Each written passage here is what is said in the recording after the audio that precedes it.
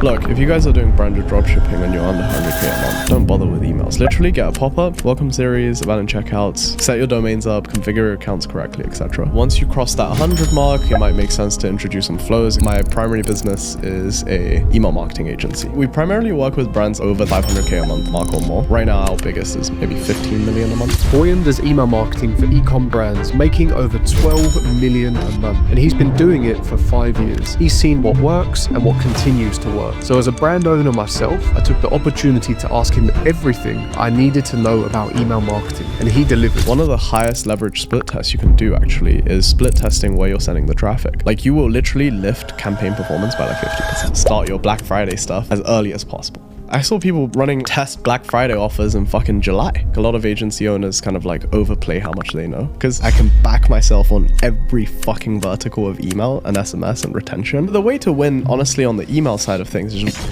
that's basically the thing that's actually gonna unlock their scale. Welcome back to another episode of the TheoClarkePodcast, where I interview e-commerce entrepreneurs. Today's podcast is sponsored by Commercive Fulfillment, your trusted fulfillment partner. And today I have the pleasure of speaking with Boyuan. Boyuan, how you doing, brother? I'm good, bro. Theo, nice to meet you for the first time. Yeah, and you. It's a pleasure. For sure. So, thank you for having me on the podcast, by the way. So I'll give a quick intro for you guys on myself. So my name is Boyuan. I've been in the ecom space for 5.5 years. Never got the pleasure to do ecom myself, but I have invested in a few brands. They were going pretty well, actually. But my primary business is a email marketing agency. So we help ecom brands with retention, email, SMS, basically the whole funnel for retention marketing, right? So been specialized into doing that for like full-time 5 years now. We actually started off as an ads agency. But yeah, like right now per month, we're tracking maybe 12, 13 mil in revenue for the clients that we're working with in like attribution. Black Friday, we're targeting over 20. So really gonna whip my team for that. Yeah, sure. Yeah, very excited to have a chat to you today regarding ecom. Yeah, and you know what? You're probably the first that is specific to email. You know, we've had a lot of people on that are maybe agency, ecom, dropshipping, but no one specifically email. So I think you could add some really interesting insights, perspective, and nuance, especially with some of the bigger brands that you're working with, because that's one of the things with agency. You kind of get like a top-down view of like all of these different businesses, and you can kind of see what's working, what isn't. And with the amount of clients that you've had or that you're serving, I think you're learning at a scale much faster than what most other people would, because you can see what's working in the market almost at all times, not just from an email perspective, but I guess just top level of how the brands are performing as well. So I'd imagine it gives you quite a unique insight and perspective on some of these businesses that you're working with. Yeah, for sure. I mean, like we've seen brands go from start to exit, also start to crash, bankruptcy. Yeah, like all stages really. We primarily work with brands that are kind of like over that 500k a month mark or more, up to maybe like right now our biggest is maybe 15 million a month. So yeah, it gives me a lot of insight, but I also think like a lot of agency owners kind of like overplay how much they know, because I can back myself on every fucking vertical of email and SMS and retention, but like if you throw me into an ad account, you know, I'm not very well versed, but I can walk people through, like, for example, how to think about the next winning angle or audience for your brand, right? Or like product development, because we handle some of that for the brands that we work with. Yeah, but I guess as a agency offering email marketing, I don't think too many people are going to be expecting you to hop in the ad account, you know? No. I think it's probably best that you specialize in the thing that you're delivering on, and naturally that is going to be your strongest angle, right? For sure. And even still, like you say, I think in some ways there's probably quite a lot of similarities between email marketing and ads, at least if we're talking about creative, because the copywriting side of things, understanding the angles or the ideal customer profile that you're trying to appeal to and all that kind of stuff. So I guess maybe if you can't not necessarily analyze ads or change things in the ad account, you still understand the context behind it and what makes a winning ad or what makes a winning hook, right? There's probably a lot of overlap there. Absolutely. Yeah. Amazing. So You've been in ecom serving e-commerce businesses for about 5.5 years. You mentioned you've seen some go from like startup to exit, some from startup to crash. Do you see some common things in the businesses that tend to go on and do well? Is there overlap? Of course, there's different niches and different nuances, but are there certain things that you maybe see that are in check and you're like, okay, this has potential based on A, B, C, and D? Yeah, that's actually a really good question. So I'll kind of like break that down into a few parts because, for example, right, the factors that cause a traditional brand to go bust is often very different compared to dropship stores or like branded dropshipping stores. So with traditional brands, the few, fortunately, knock wood, that we've had, actually, there's only really been 2 that went bust while working with us. Not on us, it was a top of funnel issue, to be honest. So basically, their unit economics was completely messed up, right? So their COGS was too high, that kind of stuff, mismanagement of inventory, so their cash cycle got screwed, overbuying, like in their collection, they overbought stock on the wrong collection.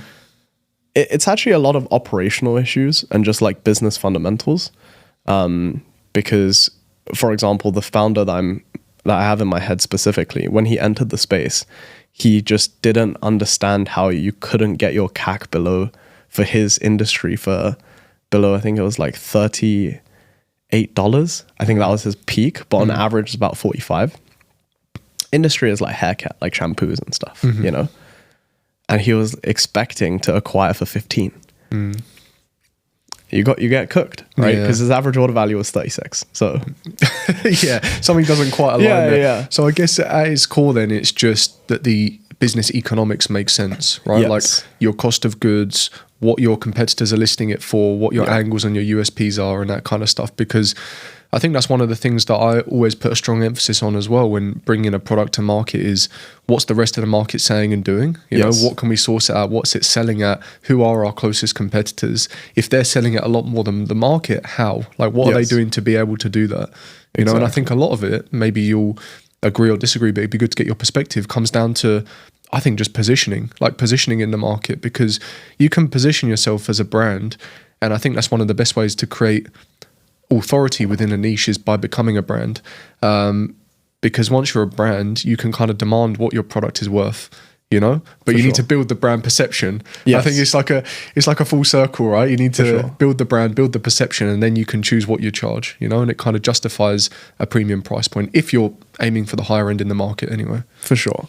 And then whereas on the contrary with dropshipping stores or like branded dropshippers, one of the things I would say that is like the most common point of failure is they like change the mindset to try to go fully branded, but they don't commit completely, or like the product they picked initially doesn't really deserve to like have that branded treatment. Like if you're selling, for example, we'll take Shilajit gummies because that was very saturated. That got very, very saturated last year, right?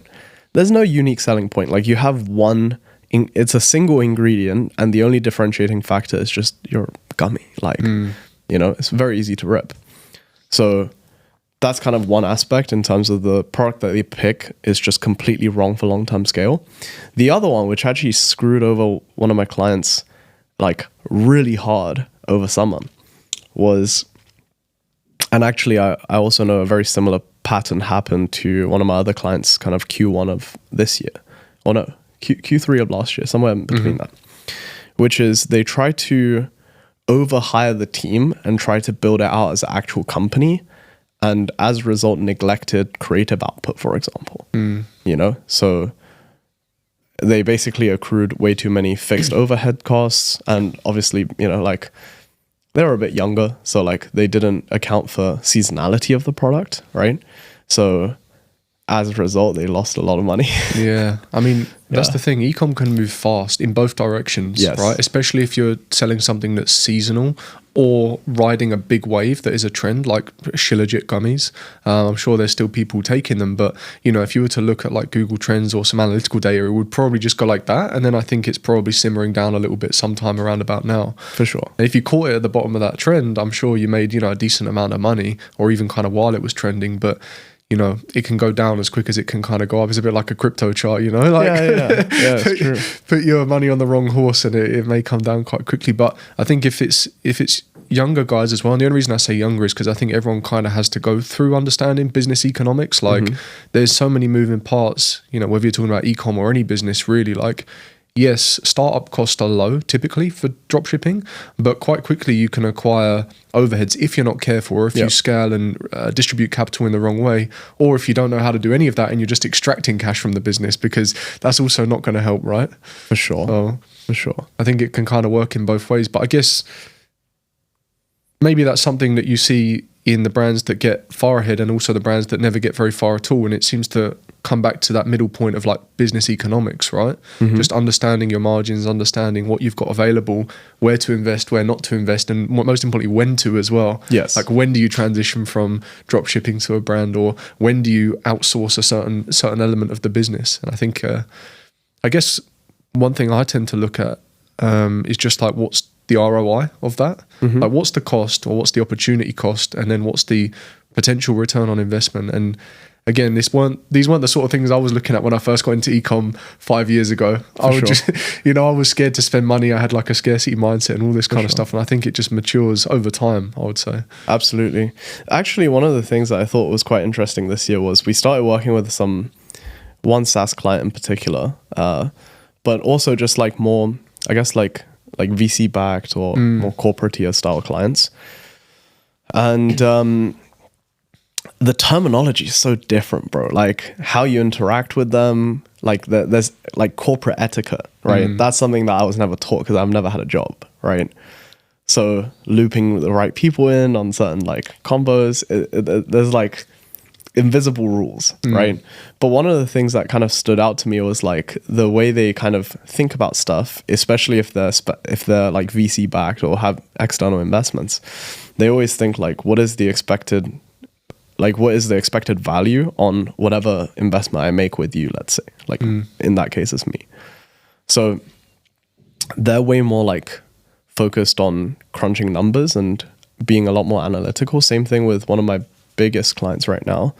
The way he diagnoses business, he basically has like a centralized dashboard with like a fuck ton of metrics. And if he sees one metric go down, let's say week on week, he just like hammers the team member responsible, right? Which I thought that was a very interesting way to rule, because basically the way he does it is just very like unemotional. It's just numbers needs to be bigger than they were the previous week, otherwise trouble, you know? And then let's figure out what the trouble is, you know? So I think that's one of the, I guess, like mindset shifts this year, because it also, his company is very much well positioned to exit as well. So yeah, like learning about the whole M&A scene, I was like, wow, like, this is not like money Twitter threads, you know what I mean? This is very interesting. I guess that makes complete sense though, that it would just be almost like an overarching dashboard, because like what are the things that you're looking at in terms of KPIs for email? Like you're always going to have certain KPIs that you're operating within, and if you have them across all areas of the business, and if it is all just tracked in like one complete dashboard, and you know who is responsible for each task, so email marketing, Boyuan, Google Ads, Theo, whatever, you know how it's split. Well, actually, so tracking was one of the things that we really wanted to fucking nail, right, this year. And it was just literally, I had a call with this specific client, and I don't really get involved on client calls anymore, to be honest. But I helped on one time, and I just saw the way he was like, he didn't come in with an agenda. He literally screen shared dashboard, this, let's dive into it in this order, boom. All right, why is this down? Did it explain. My team was like, you know, gave them the right explanation. What are we doing to fix it? Cool. Sorted. Next metric. Boom. And I was like, I bet I can come up with a refined metric, like a set of metrics that can diagnose an entire account. So basically I came up with 9 total that initially we were pulling manually, right? Which if you just applied some simple formulas, we can basically pull another 5 metrics from these. And from these 14 total metrics, I can diagnose every single high level problem in any account. So we literally just built that into a custom reporting dashboard. Yeah, amazing. Yeah. I think that sometimes some of the benefits of getting like outside perspectives, whether it be from clients, coaching calls, or just information that you've digested, For sure. I think it's very easy to get caught up with like overload of information, but sometimes you get like a nugget like that come just at the right time, and you're like, okay, if I just apply this to my business, it's going to unlock all of these issues. And to be honest, I'm thinking about it now and almost thinking about relating it back to my business. And it's like, okay, yeah, because I operate in a similar way. I know who's responsible for each thing, but sometimes trying to track it all is what becomes difficult, and knowing exactly what piece is missing, you know, to get the ideal outcome that you're looking for. And you'll send a message or hop on a call, but it doesn't always get directly addressed. So I think it's not just having the tracking or the analytics, but it's also being efficient enough on the call, like he did, where it's just like, this is down, why? And sometimes less is more. Do you know what I mean? Just say less, and you'll probably get to the answer quicker. Well, you press people, right? They're like panic, and they just word vomit everything they have. Yeah. But to your point about like, you know, sometimes you it just takes like that one nugget. I find that like I learn the most just through osmosis, right? Rather than, for example, sitting down and studying content. What's like, who are you learning from at the moment? And like, what's like something that you've picked up this year that you're just like, fuck, like I wish I knew that 2 years ago. What do you mean by osmosis? Osmosis as in like, so basically it's like, you know how nutrients get into the plants, it's through osmosis. So the water or whatever, let's imagine, it just distributes by absorption. It's absorption, actually. Yeah. I see. Yeah. So like if I'm in a room, I learn the best just by like observing a conversation or watching how someone acts in that call. Yeah. 100%. So like through watching other people, and I think I guess everyone learns in slightly different ways, but I would also agree that's one of the best ways, by like just seeing.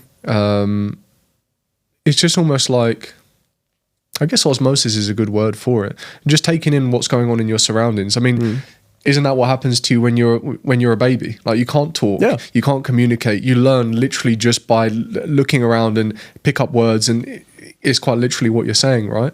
I think it's something that's probably comes quite naturally in all of us, is just observing and getting that piece of information at the right time, because sometimes it could be the right piece of information but wrong time. Yeah, you know, like that tracker or the way in which this guy operates is super efficient and very great, but it doesn't directly apply to me or my business right now. I think timing is also important. I also think who it comes from. Like, so this client of mine, his brand is like 9 figures, you know, so I would listen to every word he says with like I would weight it a lot heavier. That's why you joined the call. yeah, literally, right? Whereas, for example, with my 7-figure clients, let's say, it would be primarily like me giving advice and thinking frameworks and that kind of stuff. Yeah.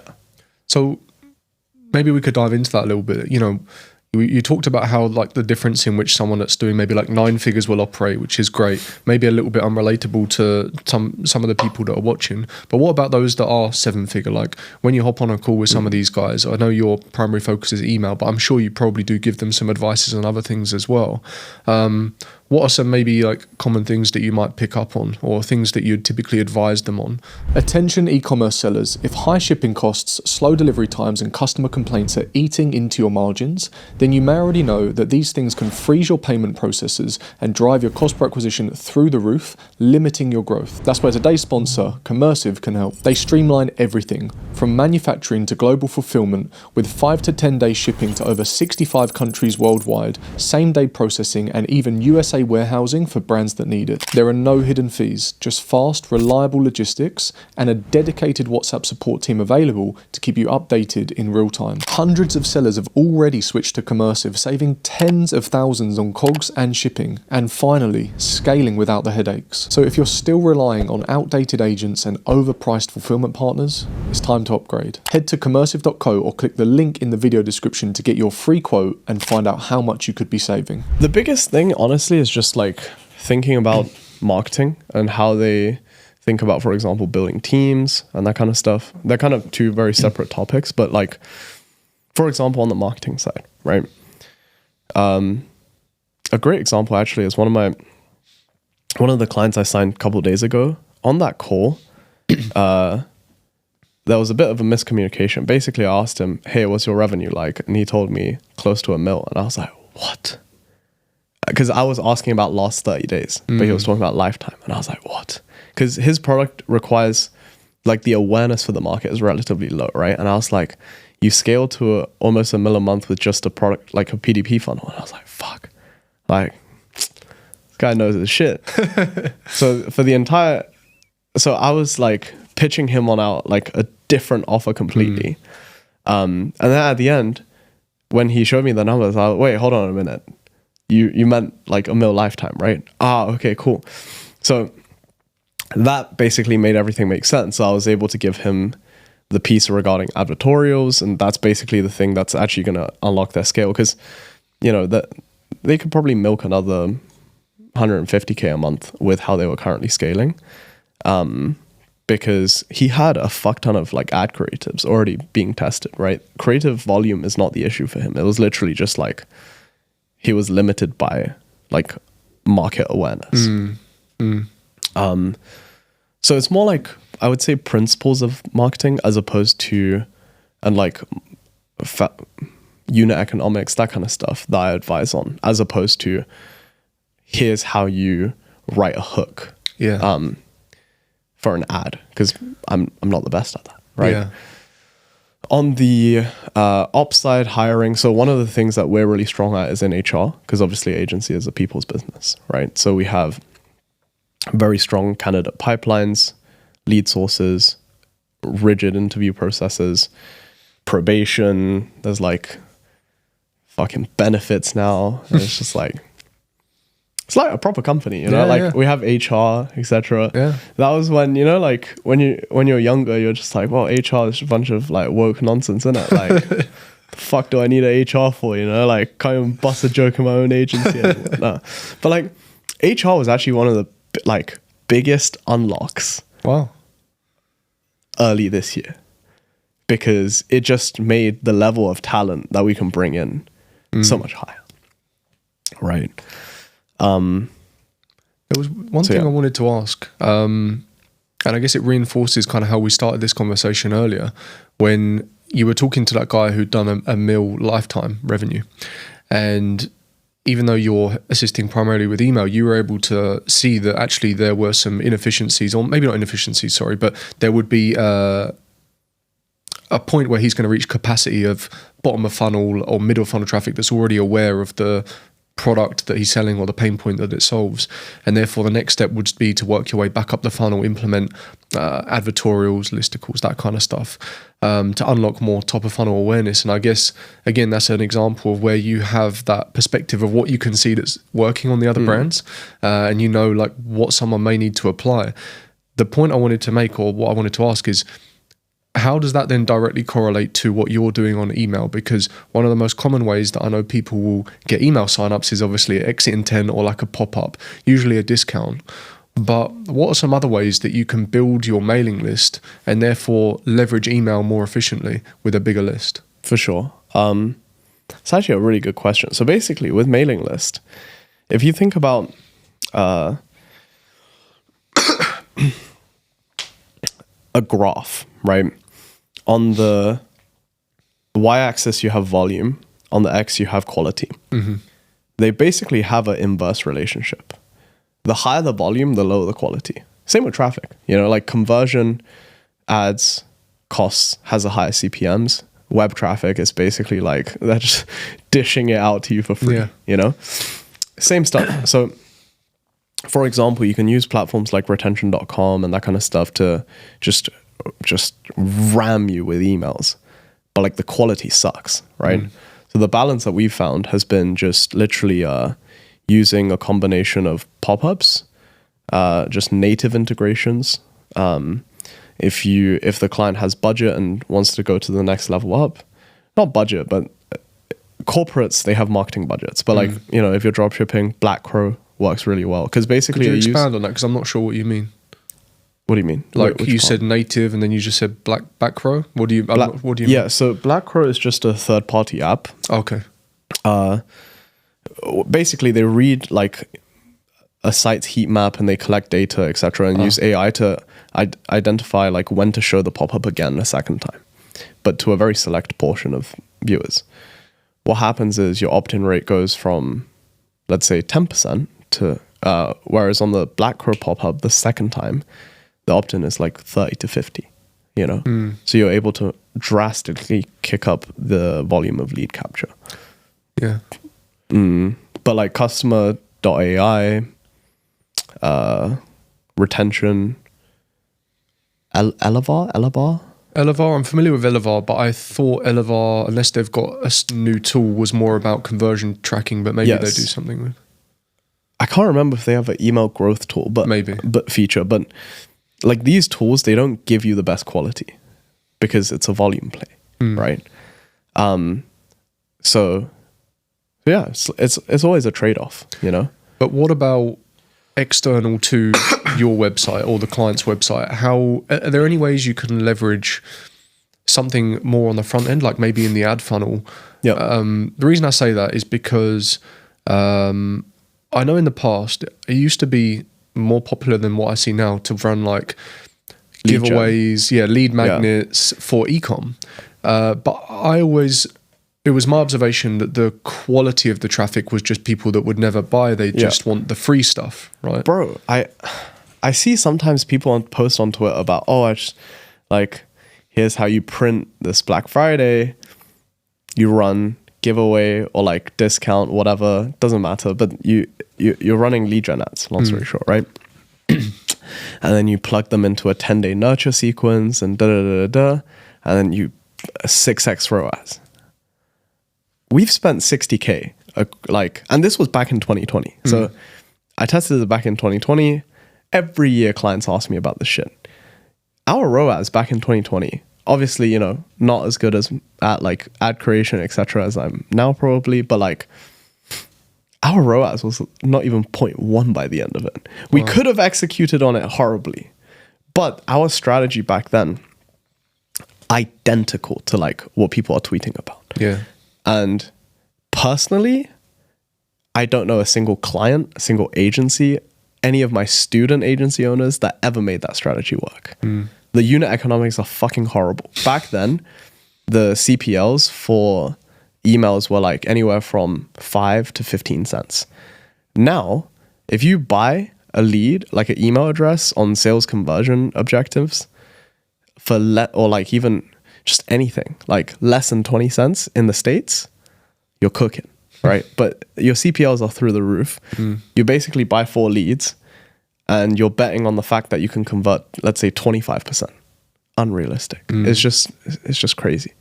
And then I would imagine that maybe has some sort of negative impact on your email marketing and deliverability and that kind of stuff as well, right? Or are you assuming that you can kind of clean that list up and make sure that they're not just putting in spam and stuff like that? Deliverability, no, because they are actively opted in, etc.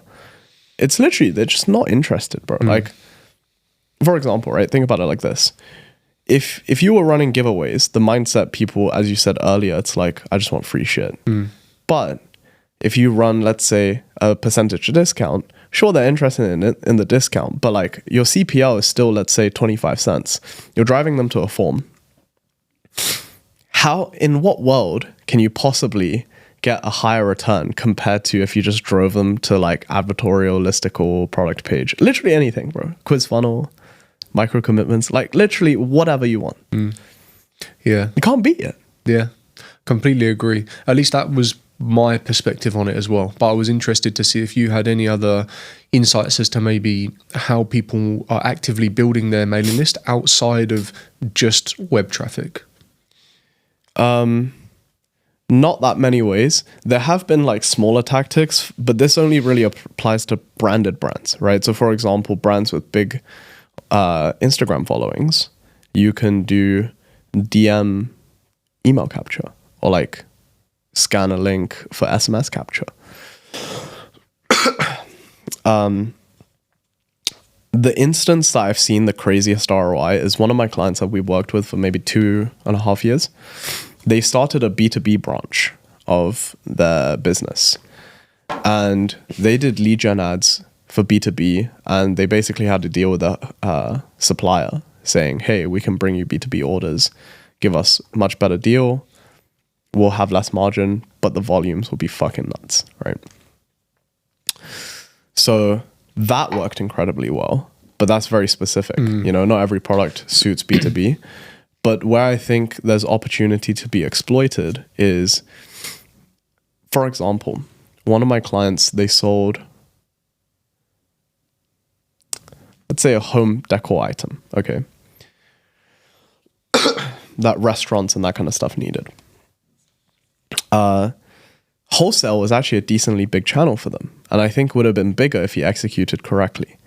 Because he was really, like, his main vehicle, like D2C, was going so well, right? But basically, what we could have done is filter for all standard domain-based emails, so like your Gmails, Outlooks, Hotmails, iClouds, GMXs, whatever, right? And then create like a B2B list for him to blast. Or he could have ran lead gen ads for, let's say, his target demo, B2B, and just close them as wholesale. Because the problem is right now, and I was in China literally a few weeks ago. Oh yeah, we messaged, I think. One of my friends, he's 65. He's been in the manufacturing game for 40 years. And he has a factory that manufactures solar panels now, but he used to manufacture 3PL parts. And he was basically telling me, like, imagine he can have 10% gross margin in China, but in European markets, he can undercut prices by 40% and still have a 50% margin with EU certifications. Yeah. It's fucked. Crazy. It's crazy. So I think one of the biggest plays that people aren't necessarily getting at is the opportunity to work almost as affiliates for like Chinese suppliers. And you can kind of see that starting a little bit. Like, for example, you know, like the LCD guy, Tony. Yeah. The guy that makes like gay jokes, fat jokes, whatever, and he's Chinese. I think a lot of China is waking up to it.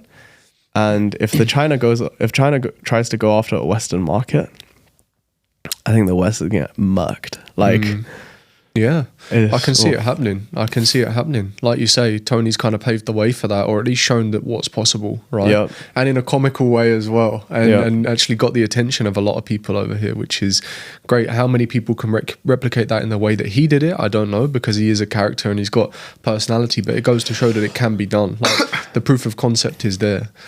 So yeah, very interesting to kind of see what the future holds, because in some senses we are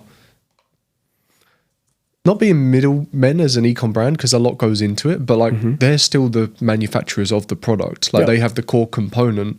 If they can understand how to market products to the West the same way that we can in building a store and understanding the market in terms of like the creatives and the ad copy and that kind of stuff, then yeah, it could happen. I mean, all I really see at the moment, but maybe there's brands out there I don't know of that are already doing that, is, you know, just like really basic meta ads and Google ads, like Google shopping ads from like Temu and similar, that are just like image ads with like copy. But I don't know if you've seen any actual ads from China that are basically doing what you're saying they could do. Not necessarily. I think because right now it's good, because Chinese business owners right now have a bit of a limiting belief that Western markets are harder to tackle. But like he was telling me, bro, like the way they have to fight for fucking deals in China is brutal, bro. Like, because he was telling me about how, let's say he wants to get like a huge company as a client to manufacture parts. Now he does solar panels, but like there'd be a bit of like under the table commissions, you know what I mean? Yeah. But it's delivered in such crazy ways with like zero expectations on the front end, at least, you know? And it's like, damn, if they put that level of hustle in the West, crazy.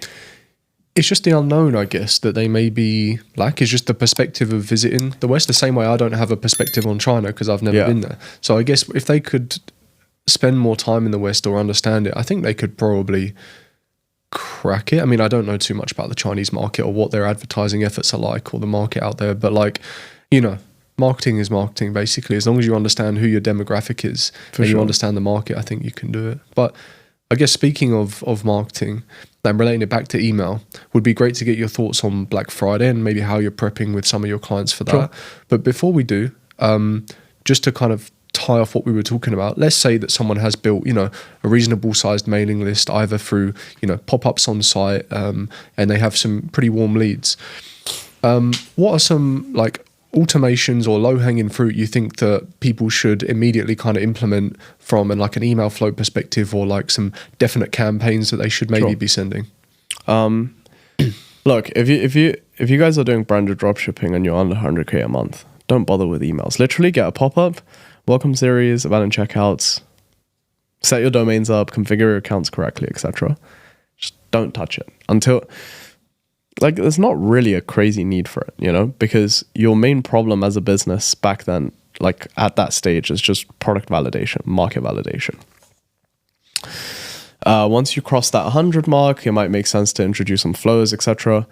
Obviously, if you're a traditional brand, because traditional brands, you know, what I mean by that is you're warehousing domestically, right? You have custom packaging, okay customer support. In the beginning, obviously, you're shorthanded on staff, but like okay customer support, okay product quality, slightly differentiated, right?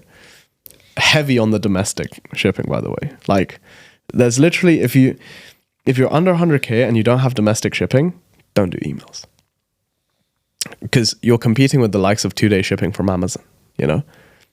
If you buy a product and it takes 10 business days to arrive, I don't care if you ship me a bar of gold, I'll be pissed, you know? Like, I get you. it's just, people are so impatient nowadays, so you're not able to compete. But I mean, emails make sense for traditional brands like under 100, sure. And then campaigns, literally don't bother until you're at least crossing 150, 250, that kind of mark.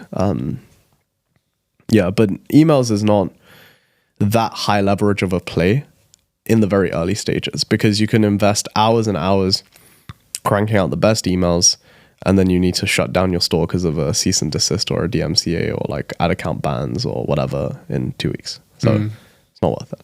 Yeah. Unless you prevent all of that stuff by doing something, I guess, somewhat unique and bringing something to market without ripping other people's businesses. For sure. Testing unique products is definitely like a really great way to go. But sometimes, bro, no one's safe. Like, imagine, right? You test a new product, is a winner, you scale it, and then some dickhead like scales to 100K and then DMCAs you. You still get your store taken down. Yeah, that's true. Even though you were the first mover in the market. Yeah. I guess that's just part of the game. For sure. I think there's definitely some more things you can do to try and avoid it. And that is, I guess, just going the branded route. At least that's my perspective. You know what is one really sneaky way to do it? Let's say you want to run proper direct response route.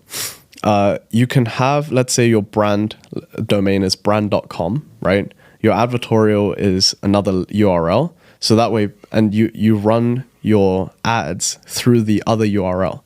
So that way nobody ever discovers it.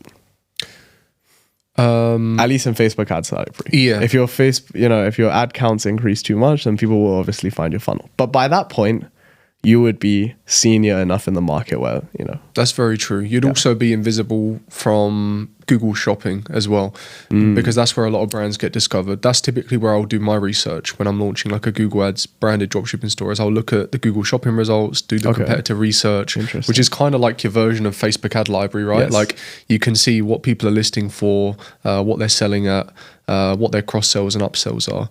And presumably if they're spending money in there and they've got like a listing that's in the first page of the shopping results, they're bidding the most. So if they're bidding the most for the traffic, it's likely that they're generating an ROI from it. Otherwise they probably wouldn't be bidding so aggressively. But you can kind of do the same thing. And similarly to what you said with the advertorial and listicle, there's nothing stopping you run that strategy on Google as well. You can target specific keywords, go to a secondary domain, and then you can actually, if you're using like Funnelish or even Checkout Champs, not that I've used that, but Funnelish, you can check out directly in the advertorial and listicle if you want, or like you say, send them to Shopify. For sure. Well, actually, if you want to get like into it, so for example with campaigns, right, if you're using Funnelish, Checkout Champ, etc., one of the highest leverage split tests you can do actually is split testing where you're sending the traffic, whether it be advertorial page, sales page, or checkout page, right, on Funnelish or Checkout Champ, for example. That works incredibly well. Like you will literally lift campaign performance by like 50%. By changing where people check out? No, by split testing to find what is the optimal CTA destination for your traffic. And sometimes it's counterintuitive as well. Like you can have a high awareness product, so you would assume sales page or checkout page would perform better, but in reality, advertorial actually does. You know, which is counterintuitive because email is very warm traffic, right? So why the hell are you driving them to a cold funnel? I see. Right? But it just works. And I think it's because subconsciously, I think sometimes like, you know, you want to be wine and dine before you swipe your card. So it's like they just want to reread it and then feel like they get sold the complete process again. But yeah, that's actually a really high leverage test for our Funnelish clients. Very interesting. Yeah, I've not heard of... You mean, but are you talking specifically from the perspective of where you're sending them from email? Yes. Got you. Yeah, it makes sense. Ads obviously straight to like the first, of course. Yeah, that makes sense. Yeah, interesting. You're talking about capturing their email, them already kind of been through the funnel once and then sending them back to the funnel. Makes sense. Yeah, interesting. It's a worthwhile split test if you're saying so and you've seen good results from it. For sure. Amazing. Okay, so we kind of talked quite a bit then on like your experience, things that you've seen, in brands that maybe go far versus those that maybe end up going bankrupt for whatever reason, and highlighted that it's maybe business economics. Right. We also spoke a little bit about how to maybe increase the size of your list and just some like basic automations that you can set up, when to actually bother doing them as well, which I think is also interesting. I've never heard someone kind of categorize it in that way of like, look, over and under, but I think it does help to have some kind of like rule of thumb or metric in there, especially from someone like yourself saying like when to actually bother doing it. Before that, just validate your business and your product, which kind of makes sense. Black Friday. Yes, you read my mind. I was just going to say, so now if we're to move on to Black Friday, because I feel like we kind of covered a lot of the foundational stuff. I understand it's going to probably be a little bit different for each client and each niche, but I guess there's some similarities. What are you doing to prep for Black Friday? Yeah, the running joke, bro, is like, I feel like every year Black Friday gets pushed back earlier and earlier. You know what I mean? Yeah. Because everyone only has a certain amount of money to spend. So whoever gets them first, right? Because if I were to help clients visualize like my like your customers' Black Friday budgets, right? Let's say everyone has $100. Now, I would say out of this $100, $50 gets allocated to the big brands, the brands that they've been saving for, like your, let's say, Nikes, or even luxury brands, maybe skincare like Sephora, that kind of stuff, right? So maybe it's even more of their budget, maybe, right?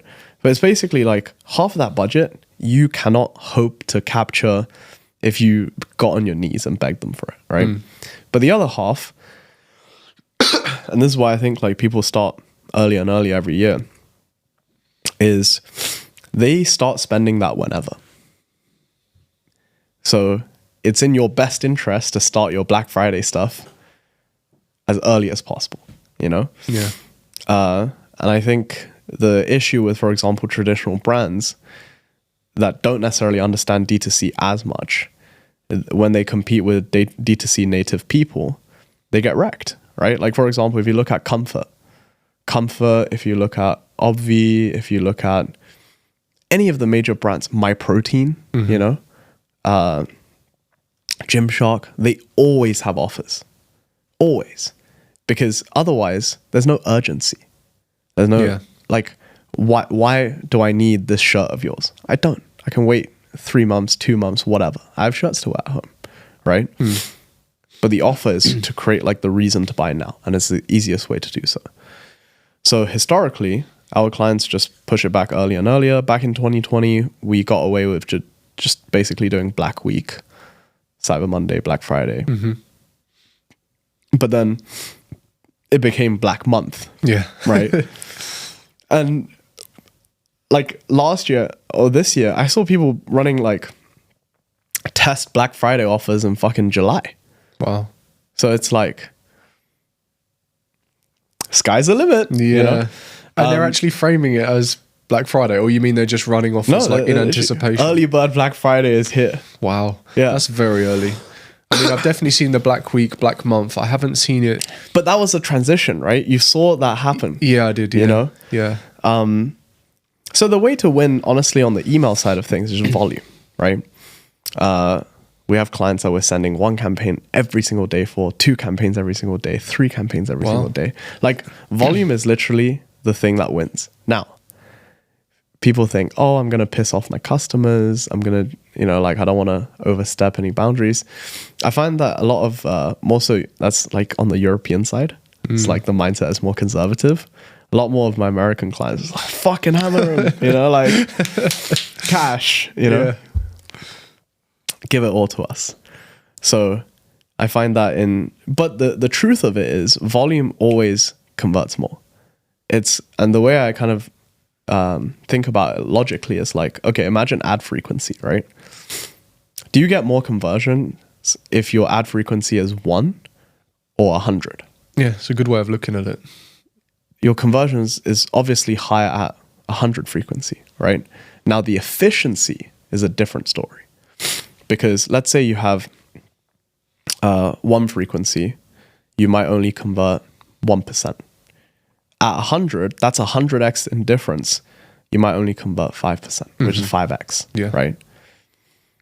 Now, the beauty about emails is very low cost compared to ads, So why not ramp the frequency up as much as humanly possible? Obviously, you got to protect deliverability, and there's things that we do, alternating a nice ratio between plain text versus design, compressing images, making sure alt texting is good, segmenting properly. One of the mistakes is people try to too aggressively send to a very broad audience. When, for example, if you want to send to, like, let's say a simple example, if you want to do AM and PM, don't do like last 90 day engaged on AM and PM. Do last 90 day engaged in the AM, and then last 10 to 30 day engaged on the PM, depending on your level of deliverability, right? Because whoever opens during the day, they would automatically enter the shortened segment anyways. Yeah. So yeah, stuff like that. There's also interesting segments that you can test. So for example, if you have higher rates of returning customers, then consider testing like including a segment that says basically it's like buyers from last November, put them in the segment, blast them, right? Because they have a higher propensity to purchase during Black Friday because they love deals, they love whatever, right? Understanding micro things. So for example, if you're a huge brand, understanding, for example, channel affinity. Do people prefer SMS? Do people prefer emails? And then having a good balance of that. Yeah. So it seems to mostly kind of come down to segmentation, volume, and of course, offer creation to give some sort of urgency and reason to actually buy. And do you tend to run similar messaging through email, I guess, to what they're running in the ads as well, just so there's consistency? Or do you ever test something specifically in email? That's a really good point. We generally stick with consistency.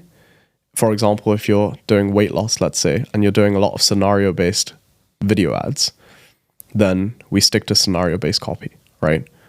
But what's cool is when you test, you get lower revenue per campaign, like in that campaign. If you go to a different angle, like for example, anxiety around health risks, right? You're going to get lower revenue in that campaign. But what happens is you're able to speak to an audience that previously didn't really resonate with like the scenario-based stuff, you know, because how many times have you opted into someone's ads because you saw the product as the solution, but not for the problem that they're talking about. Yeah. You know, like for example, if you might see a hoodie, let's say, that you're like, wow, that would be the perfect travel hoodie, but they're advertising it as sports and leisure, right? But it's not until you get that confirmation, like, hey, this will be sick on a business class flight with Emirates, that you're like, I might pull the trigger now. I see it happening. I see a lot more brands now having a pop-up on site that will say, you know, hey, are you looking to solve A, B, C, or D? Or like, you know, are you shopping for A, B, C, and D? Is it, you know, detox? Is it clearer skin? Is it? And then I'm guessing they've got a dedicated email flow that is then going to nurture them on that particular topic and suggest products to them or something like that. Is that how it works typically? For us, yes, but majority of the time, no. Because generally speaking, have you ever, you know, like those 30 question micro commitment funnels for like low ticket digital products with like subscription backends? Not too much. I'm not super familiar with those, to be honest. Have you the funniest funnel, by the way? Yeah. Like the scammiest, most affiliate looking funnel right now. If you Google madmuscles.com or madmuscle.com, look at their funnel. Right. Like those types of quizzes, it's like checkout champ style micro commitments, 30 questions long, and by the end you just buy, right? It's the same principle with the pop-up form. So generally speaking, with micro commitments, you get a higher opt-in rate. So most email marketers just do it for opt-in rate. In terms of nurturing people, based on whatever they select, it doesn't make a huge dent to conversion rate because generally speaking, people put the wrong options in there. But also another thing is majority of your traffic is primed for a specific thing. So whatever your winning keyword is on Google or like meta angle or whatever. Mm-hmm.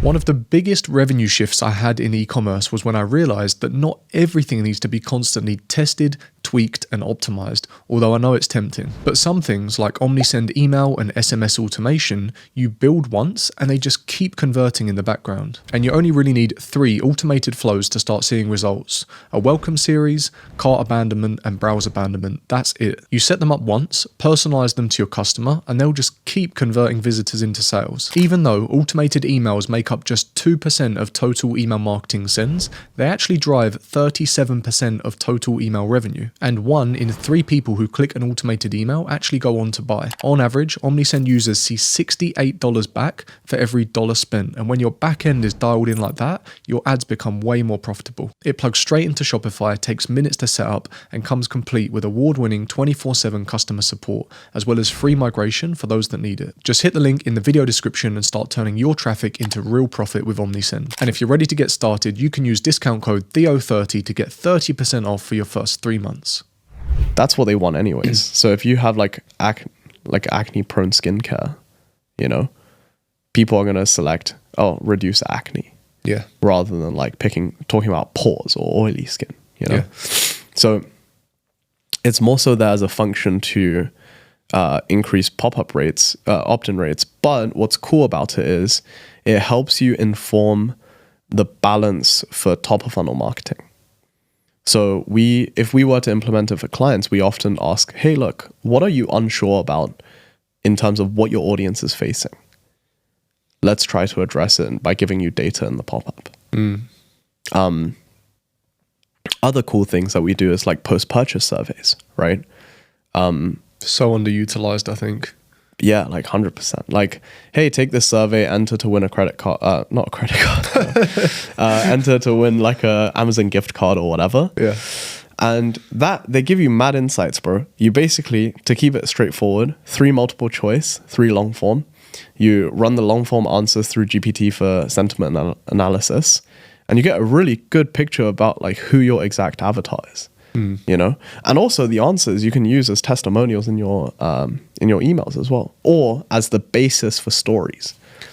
That's really powerful too. Yeah, that is really, really powerful. I guess it's like ICP confirmation in the back end.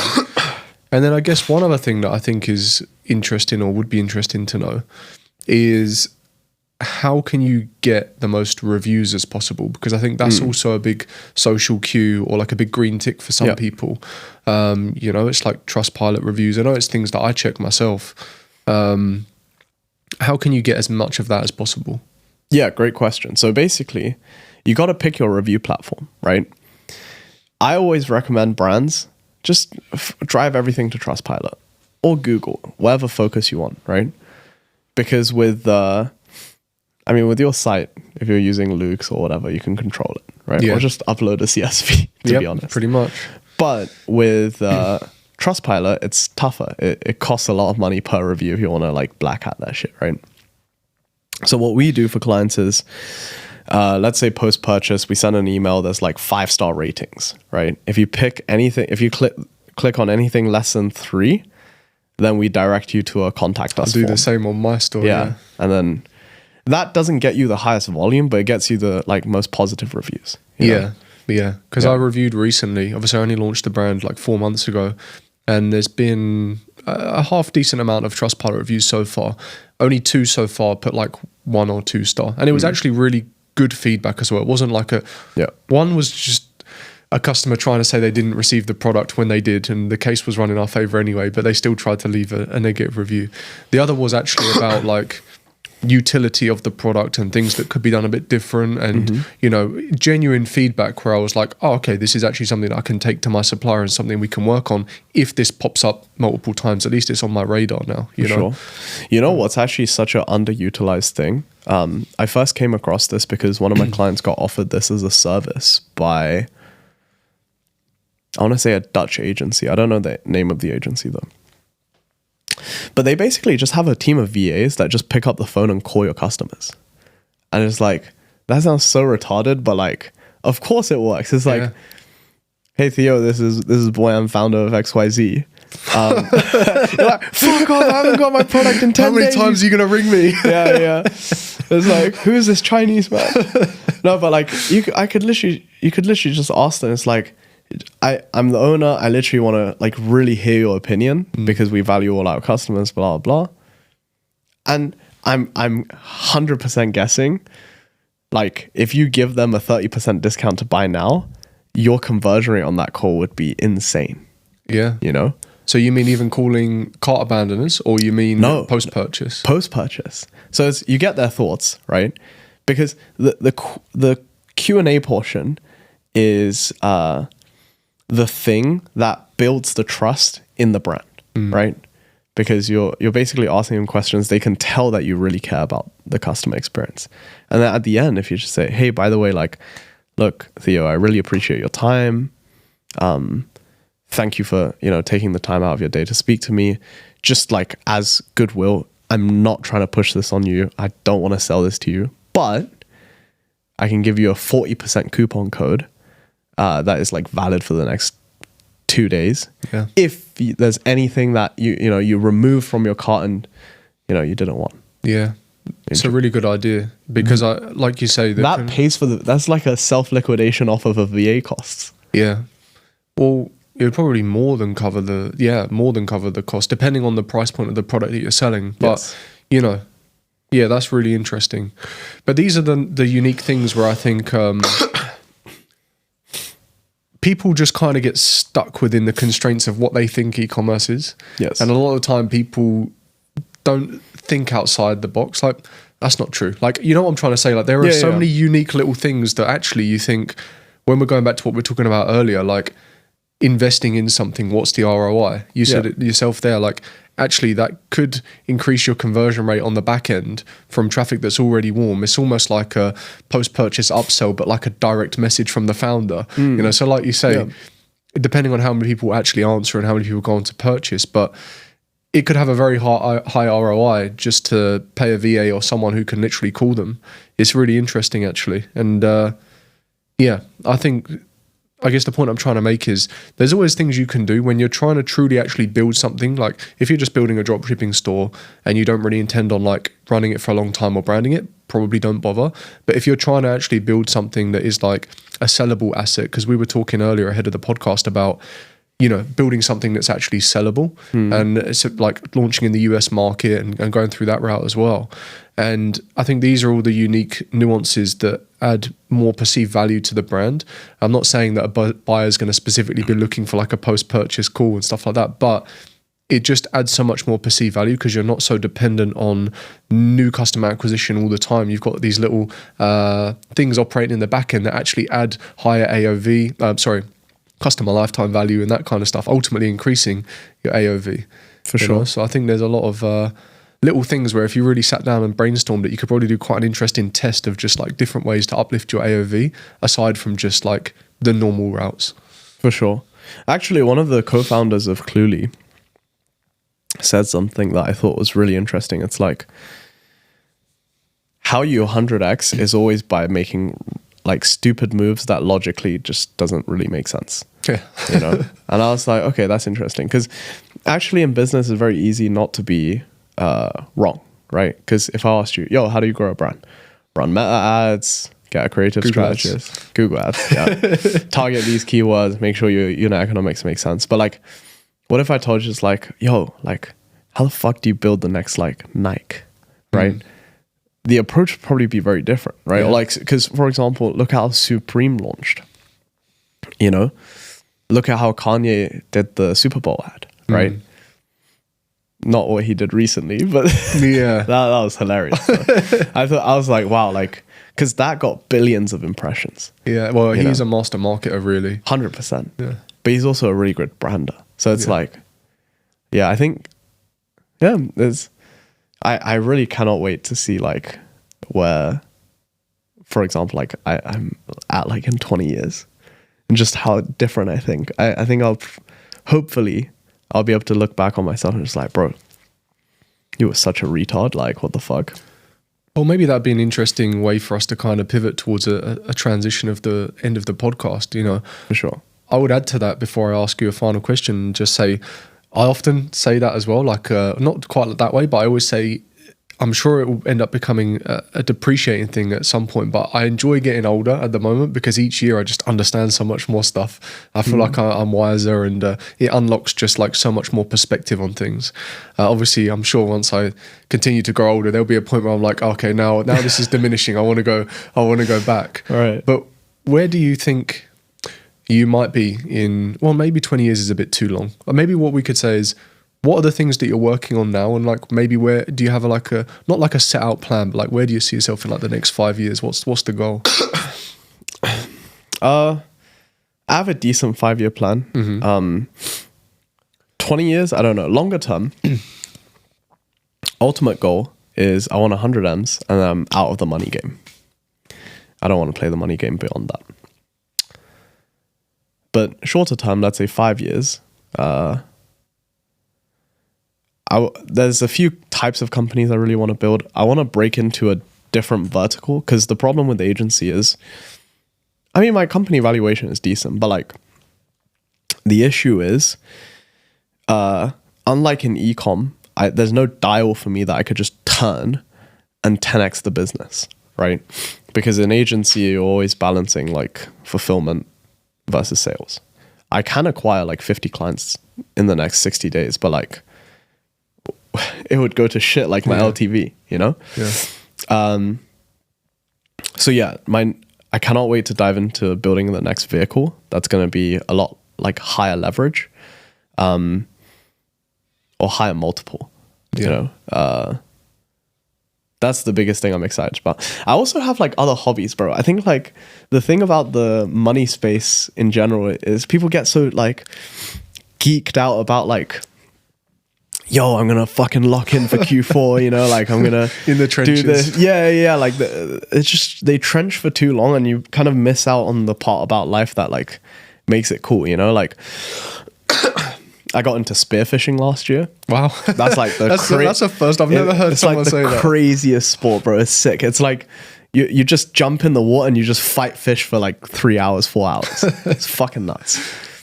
Sick sport. I want to get like tactical training. So I was put in touch with a contact that I met in London, and he knew like someone that trains people on Israeli what's it called, military tactics.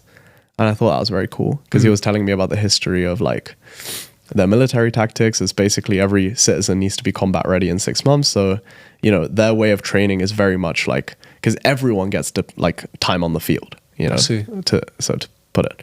So like the way they train is very different compared to SAS, Spetsnaz, etc. I feel like it would probably be more interesting as a civilian to go into it. But he's also a full-time samurai in Japan now. Really? It's fucking random, right? But it's just like, there's so much different. I want to learn horse riding.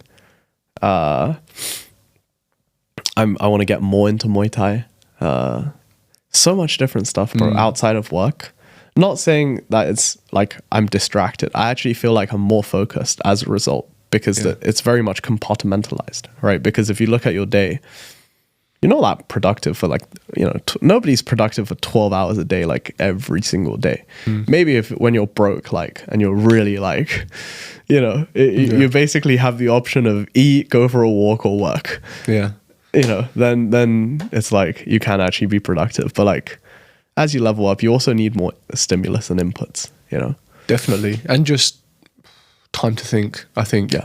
I think, I think that's one of the biggest ROI tasks that is available once you've built leverage, is just, there's only so much finite energy you have up here. And as the day goes on, at least for me, that slowly starts to like slope down to the point where I try to just do like admin stuff in the afternoon, or just stuff that like I need to do but doesn't require too much brain power. So I think, taking time out to recharge. Like before we came here, I've recently got back into running again. Nice. I'm not doing anything crazy, just like 3K, 4K on the treadmill. But like just trying to do it consistently a few days a week, because you just get that energy, the endorphins, you feel good. And also it's just a great way to kind of problem solve and clear your mind, because you're just concentrating on breathing pretty much for like 15, 20 minutes. And sometimes the thoughts that kind of come into your head, it's almost like being in a little bit of a meditative state, because you're pretty much just concentrating on your breathing, left, right, left, right, left, right, that your brain just kind of like drifts sometimes if you're kind of locked into what you're doing. And I think it kind of reiterates what you're saying there, is you don't always have to be at your desk working to be productive. Sometimes there are ways that actually boost your productivity, or maybe solve a big problem or something that you were thinking about that you wouldn't otherwise have solved if you were just kind of like sat there, 100%. So go spearfishing. Bro, honestly, spearfishing is literally the only thing that I can wipe my mind with. Yeah. That's it. Yeah. All right. Well, maybe I'll give it a Next go. Where do time, you even go to do that? I was in Okinawa for 10 days. Oh, wow. In Japan, yeah. It's Yeah, an amazing. island off south of Japan. Very cool. Yeah. Very cool. And is that where the samurai was as well? Or this is something separate? No, that's totally separate. Unfortunately, he wouldn't be able to train me, but at least not for the next couple of years, I would imagine. But like, I'll find another way to get tactical training. I got contacts. Yeah. So, amazing. All right. Well, Boyuan, I mean, thank you for coming on. Pleasure. Thank you for having me on. Yeah, really enjoyed our conversation. I think we got to talk about, a wide range of topics, not just email marketing, but branding and all sorts. And it was really, really interesting to hear your perspective on it as well. For sure. For those that are listening and that maybe want to get in touch, sounds like you don't want to, you got 50 brands waiting already to onboard with you. So maybe they can get on that waiting list. Not waiting, like active, we have 50. Yeah. I would say like, no, as in like we have about 50 brands under management. We don't have a massive waiting list. Yeah. But this September to October, November, bro. I made a joke to my COO the other day. I was like, bro, like, I'm getting deep-throated with deals right now. Like, it's brutal. So, yeah, reach out. Feel free to. Yeah. Just make a good proposal. No. Like, we'll try our best to accommodate everyone. But most likely we'll have to turn down away quite a few, unfortunately. So if people are interested, regardless of whether or not it's to work with you, or even just to reach out, how can they best find you? Easiest way, book a call, emailmarketer.com. Just literally emailmarketer.com. And then it's direct to me. We don't have any closers, nothing like that. I speak to all brand owners. I take all calls as well. So I won't really cancel it at all. Because a lot of our best clients, a lot of the time, like now, come on, even if they were smaller 2 years ago, I would have spoken to them, met them at a place, just like, just have a conversation, and at some point you end up working together. Yeah. So I'm a big believer in, especially agencies, because it's a people business, right?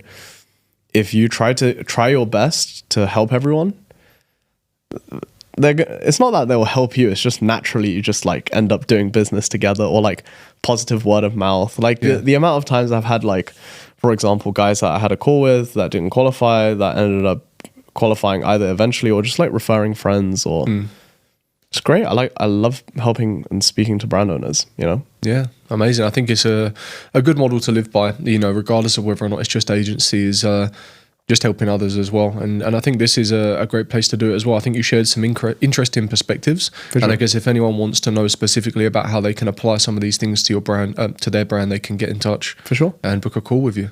I'll put a link to your socials and your website in the video description as well. So check it out. I appreciate that. All right. Cheers, Theo. Thank you very much, brother. Really Take enjoyed care. our conversation.